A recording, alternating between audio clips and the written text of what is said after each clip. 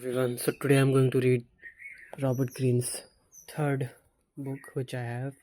Sorry, one, two, three. Oh, okay, one, two, three. Fourth book I'm going to read, which is Mastery: The Concise Mastery by Robert Greene.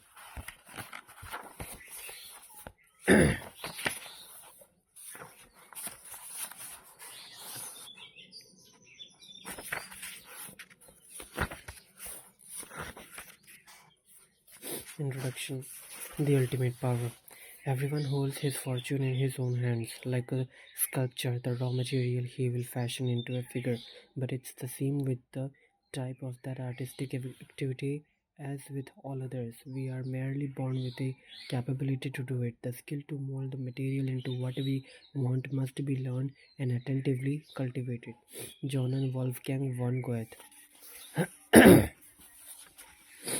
There exists a form of power and intelligence that represents the high point of human potential.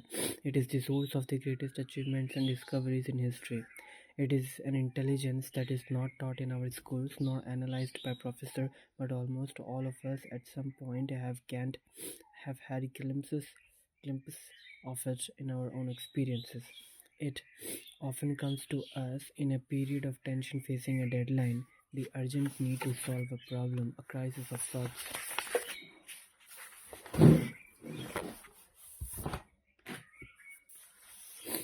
Or it can come as the result of constant work on project. In any event, pressed by circumstances, we feel unusually energized and focused. Our minds become completely absorbed in the task before us. This intense concentration sparks all kinds of ideas. They come to us as we fall asleep, out of nowhere, as if springing from our unconscious. At these times, other people seem less resistant to our influence. Perhaps we are more attentive to them, or we appear to have a special power that inspires their respect. We might normally experience life in a passive mode, constantly reacting to this or that incident, but for these days or weeks we feel like we can determine events and make things happen. We could express this power in the following way. Most of the time we live in an interior world of dreams, desires and obsessive thoughts, but in this period of exceptional creativity, we are impelled by the need to get something done that has practical effect. We force ourselves to step outside our inner chamber of habitual thoughts and connect to the world. At these moments, suddenly exposed to new details and ideas, we became more inspired and creative. Once the deadline has passed or the crisis is over, this feeling of power and heightened creativity generally fades away. We returned to our distracted state, and the sense of control is gone. The problem we face is that this form of power and intelligence is either ignored as a subject of study or is surrounded by all kinds of myths and misconceptions, all of which only add to the mystery. We imagine that creativity and brilliance just appear out of nowhere, the fruit of natural talent, of perhaps of a good mood, or an alignment of the tears. It would be an immense help to clear up the mystery, to name this feeling of power, and to understand how it can be manufactured and maintained.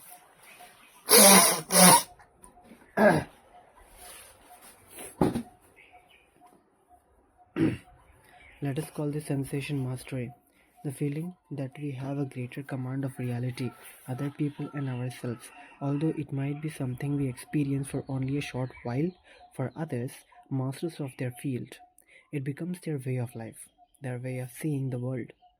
And at the root of this power is a simple process that leads to mastery, one that is accessible to all of us. The process can be illustrated in the following manner. Let us say we are learning the piano or entering a new job where we must acquire certain skills. In the beginning, we are outsiders. Our initial impressions of the piano or the work environment are based on prejudgments and often contain the elements of fear. When we first study the piano, the keyboard looks rather intimidating. We don't understand. understand the relationships between the keys, the chords, the pedals, and everything else that goes into creating music. In a new job situation, we are going ignorant of the power relationships between people and people, the psychology of our boss, the rules and procedures that are considered critical for success. We are confused for the knowledge we need in both cases is over our hands. Although we might enter these situations with excitement about what we can learn or do with our new skills, we quickly realize how much hard work there is ahead of us. The great daughter is that the great danger is that we give into feelings of boredom, impatience, fear, and confusion. We stop observing and learning. The process comes into a halt. If, on the other hand, we manage these emotions and allow them to take its course, something remarkable begins to take shape. As we continue to observe and follow the lead of others, we gain clarity learning the rules and seeing how things work and fit together. If we keep practicing, we gain fluency, basic skills are mastered, allowing us to take on newer and more exciting challenges. At a certain point, we move from student to practitioner. We try out our own ideas, gaining valuable feedback in the process. We use our expanding knowledge in ways that are increasingly creative. Instead of just learning how others do things, we bring our own style and individually into play. A years ago, a years ago, a years go by and we remain faithful to this process. Yet another leap takes place to mastery. The keyboard is no longer something outside of us. It is internalized and becomes part of our nervous system, our fingertips. In our career, we now have a feel for the group dynamic, the current statement of business. We can apply this feel to social situations, seeing deeper into other people and anticipating their reactions. We can make decisions that are rapid and highly creative. Ideas comes to us. We have learned the rules so well that we can now be the ones to break or rewrite them. In the process leading to this ultimate form of in the ultimate form of power, we can identify three distinct phases or levels. The first is apprenticeship, the second is creativity, and the third is mastery.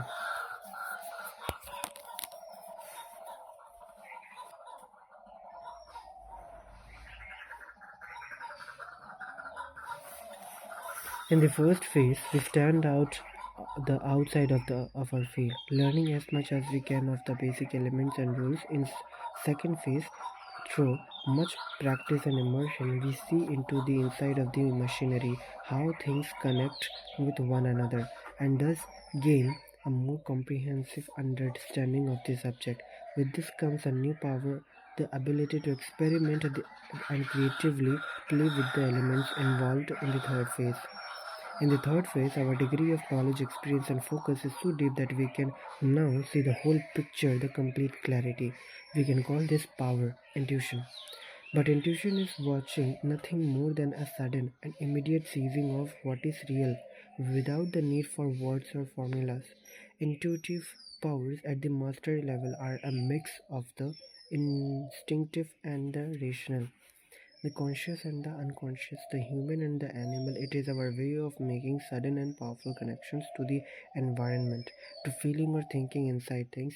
As children, we had some of this intuitive power and spontaneity, but it is generally drummed out of us by all of the information that overloads our minds over time. Masters return to this childlike states, their works displaying degrees of spontaneity and access to the unconscious, but at a much higher level than the child. If we move through the process to this endpoint, we activate the intuitive power latent in every human brain, one that we may have briefly experienced when we worked so deeply on a single problem or project. When we reach mastery, this intuition is a power at our command, the fruit of working through the lengthier process. Think of mastery in this way. Throughout history, men and women have felt trapped by the limitations of their consciousness, by their lack of contact with reality and the power to affect the world around them. They have sought all kinds of shortcuts to this expanded consciousness and sense of control in the form of magic, rituals, trances, incantations, and drugs. This hunger for the magical shortcut was survived to our day in the form of simple formulas for success. Ancient secrets finally revealed in which a mere change of attitude will attract the right energy. All of this searching is centered on something that doesn't exist, the effortless path to the practical power, the quick and easy solution, the El Dorado of the mind. At the same time that so many people lost themselves in these endless fantasies, they ignore the one real power that they actually possess.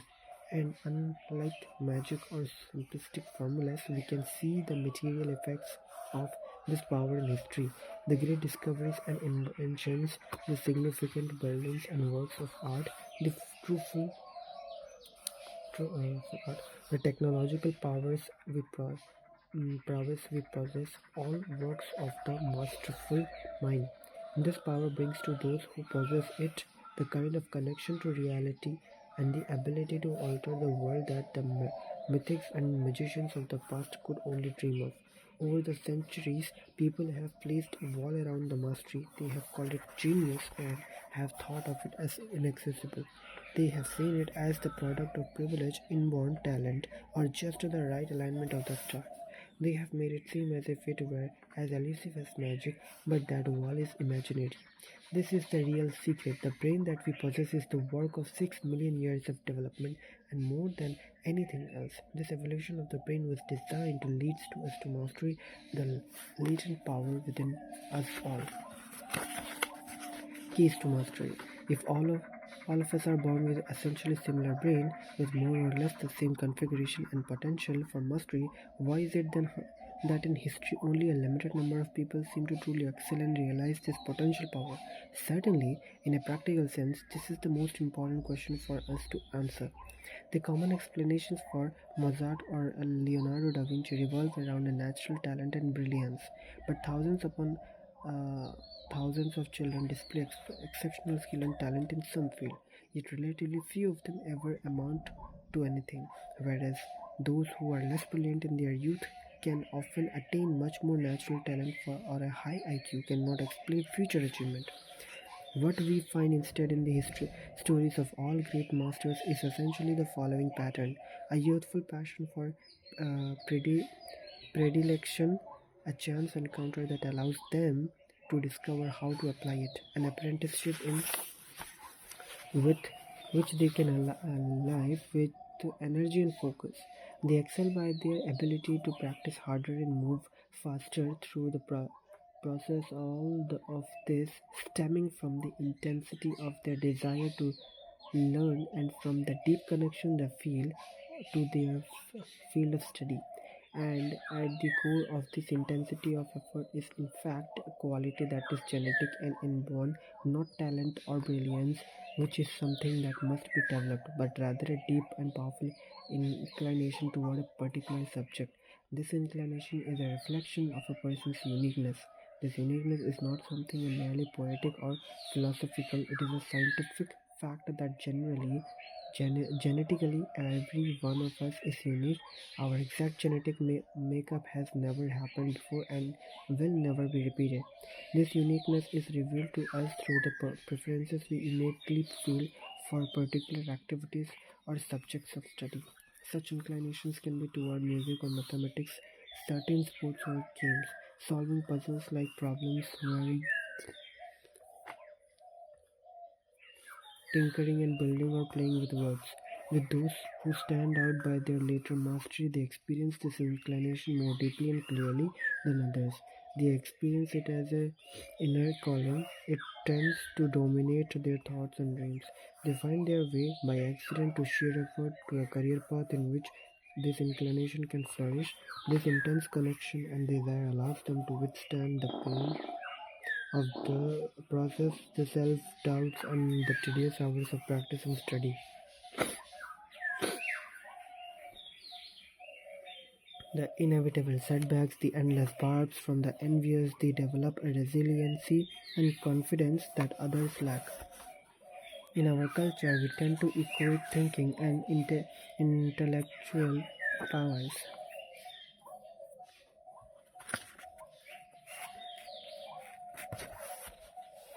Intellectual powers. with success and achievement. In many ways, however, it is an emotional quality that separates those who master the field from the many who simply work at a job.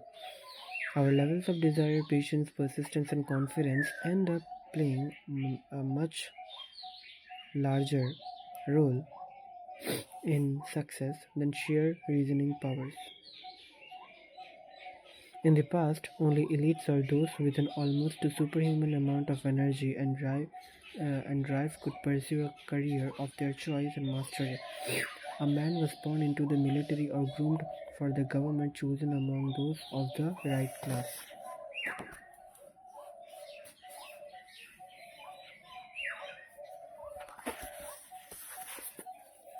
If he happened to display a talent and desire for such work, it was mostly a coincidence. Millions of people who were not part of the right social class, gender, and ethnic ethnic group were rigidly excluded from the possibility of pursuing their calling.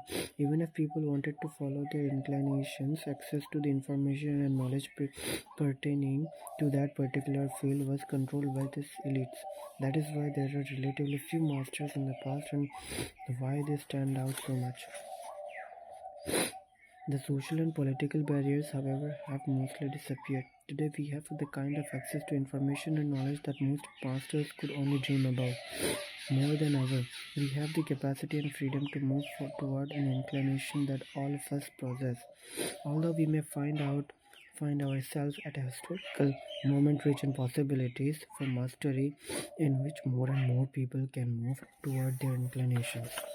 We in fact face one last obstacle in attaining such a power, one that is cultural and insidiously dangerous. The very concept of master has become denigrated, associated with something old fashioned and even unpleasant. It is generally not seen as something to aspire to. Anything that smacks to discipline or effort seems fussy and passe. Why bother working for years to attain mastery when we can have so much power with every little effort? Technology will solve everything. This passive attitude has even assumed a moral stance. Mastery and power are evil. They are the domain of patriarchal elites. If you are not careful, you will find this attitude affecting you in subtle ways. You will unconsciously lower your sights as to what you can accomplish in life. This can diminish your levels of effort and discipline before the point of effectiveness conforming to social norms.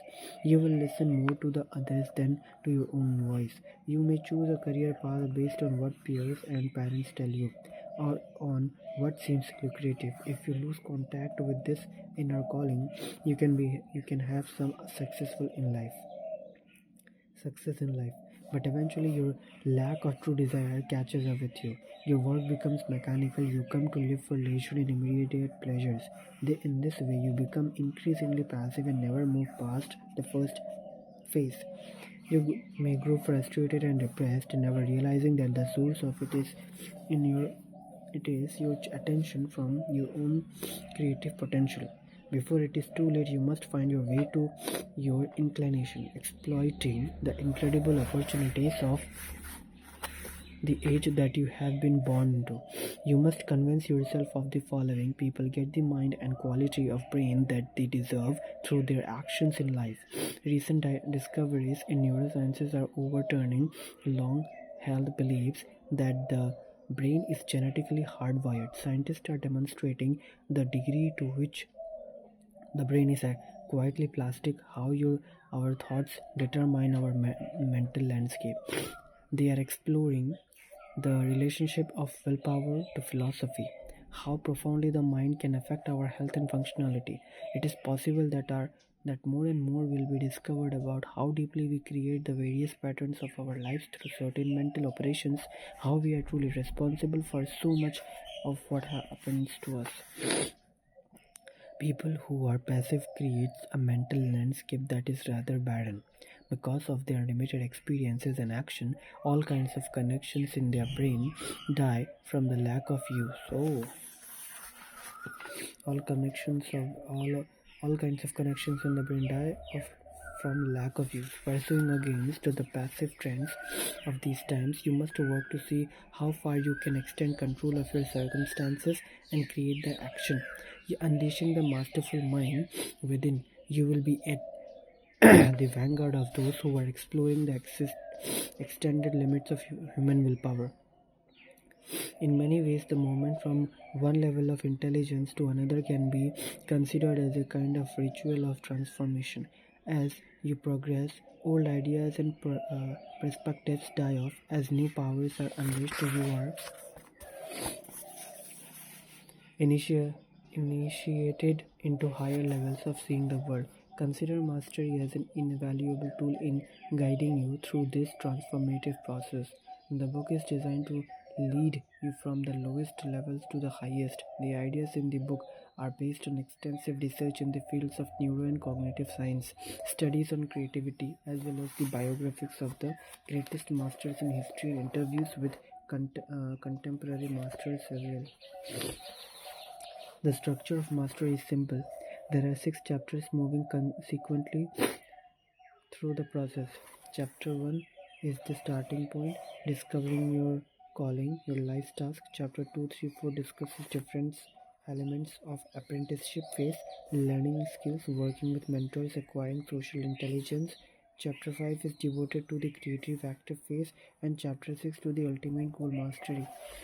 Each chapter begins with the story of an iconic historical figure who exemplifies the chapter's overall concept. The section that follows, Keys to Mastery, gives you a detailed analysis of the phase involved, concrete ideas on how to apply this knowledge to your circumstances, and the mindset that is necessary to fully exploit these ideas.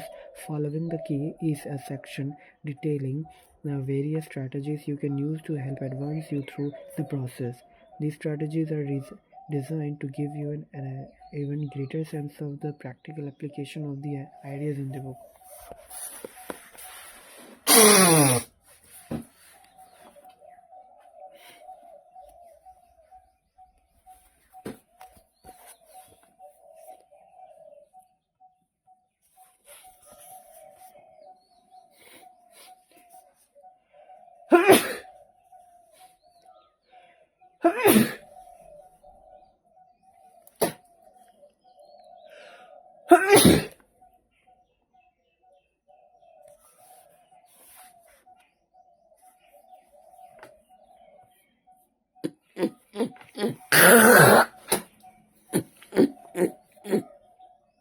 Finally, you must not see this process of moving through levels of intelligence as merely linear, heading towards some kind of ultimate destination known as mastery.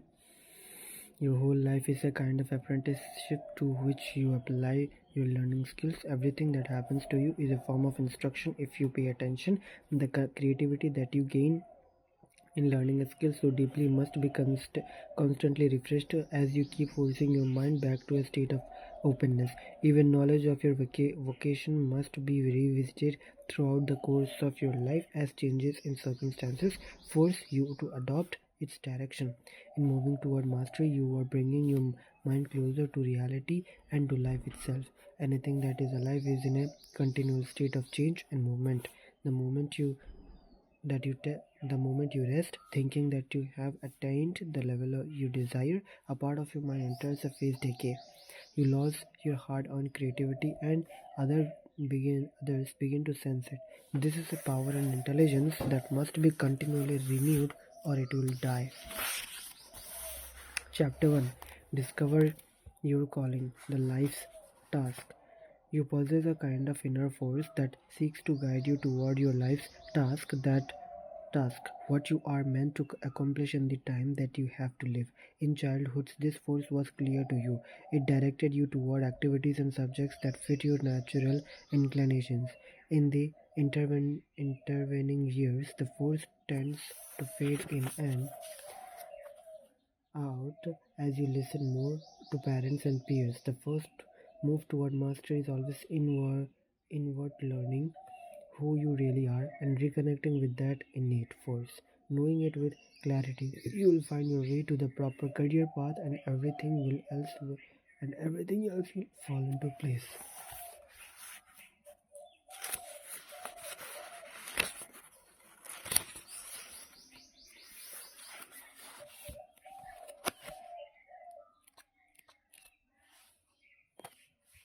207 pages I have.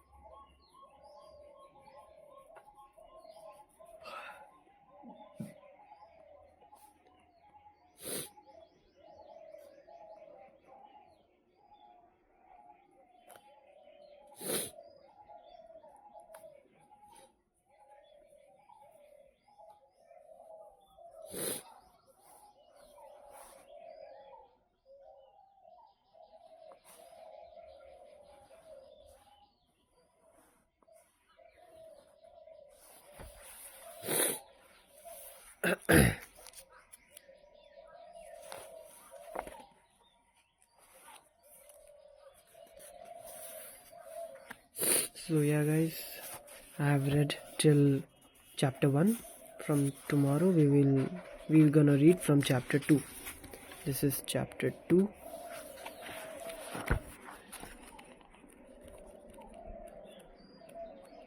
Okay, and this is chapter 3. Oh, chapter 2 is way more long, I think.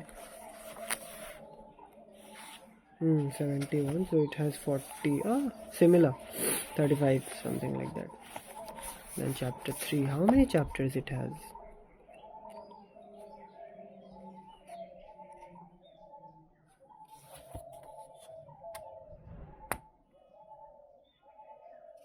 Okay, so discover your calling, the life task. Okay, this is 1, this is 2, 3, 4, 5, 6. There are 6 chapters, but within these six chapters there are lots of things that needs to be done. Okay, so that's it for today. See you tomorrow. Have a good read and have a good day.